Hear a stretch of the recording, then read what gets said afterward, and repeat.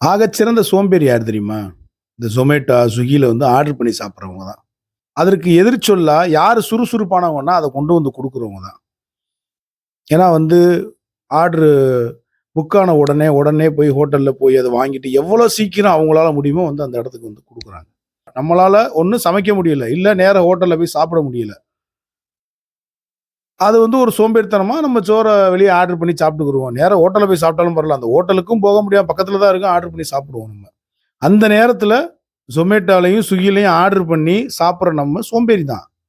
அதுல எந்த மாற்று கருத்தும் இல்ல.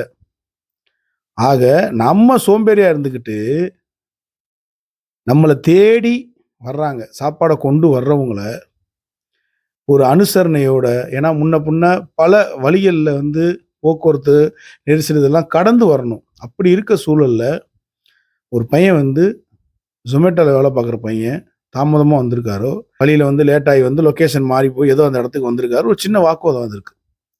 அதற்கு அந்த ஆர்டர் பண்ண அம்மா, ஏதோ அந்த ஆர்டர குடுத்த உடனே அது பெரிய அவனுக்கு பெரிய ஒரு ஒரு அந்த நாட்ட ஆள்ற ராணி மாரி, அவர் வந்து அந்த அந்த பையன் வந்து அந்த சாப்பாட கொண்டு வந்த அந்த பையன் வந்து அடிமை மாரி எவ்வளவு கேவலமா பேசுது. நம்ம வீடு தேடி வர்றவங்கள முகமலர்ச்சியோட வரவேற்கிறது தான் நம்ம பண்பாடு. அத விட இன்னும் ஆழமா சொல்லணும் அப்டின்னா, நம்ம ஹோட்டல்ல போறோம், சாப்பிடுறோம். ஒரு ரூ. 100 சாப்பிட்டாலும் அவங்களுக்கு ஒரு ரூ. 10 ரூ. 20 ஏன் டிப்ஸ் குடுக்குறோம்? உணவு பரிமாறுறவங்களுக்கு ஒரு மரியாதை குடுப்போம். உணவு நமக்கு குடுக்குறவங்களுக்கு நம்ம ஒரு மரியாதை குடுப்போம். இது எதுவுமே இல்லாம, தன் வாயில வரக்கூடாத வார்த்தையெல்லாம் பேசி, எவ்வளவு கேவலமா அவன திட்ட முடியுமோ, ரொம்ப அதாவது என்ன சொல்றது? அவ்வளவு கெட்ட வார்த்தை.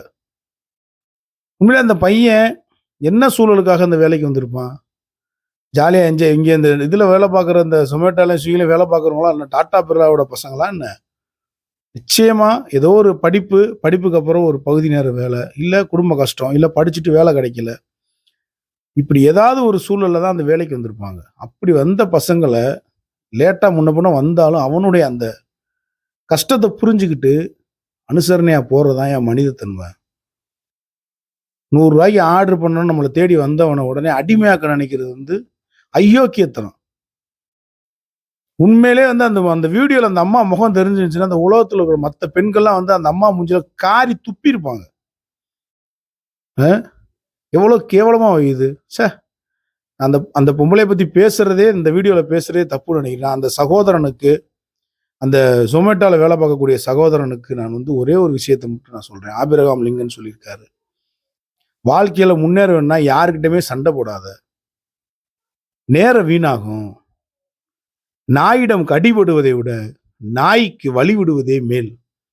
இத நீ மனசுல வச்சுட்டு இனி அடுத்து எங்க போனாலும், ஏதாவது சொன்னாங்கன்னா பொறுமையா நீங்க வந்துருங்க.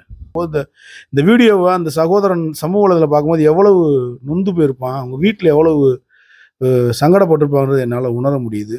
அவருக்கு ஆறுதலா தான் இந்த வீடியோ. கவலைப்படாத சகோதரா. நன்றி.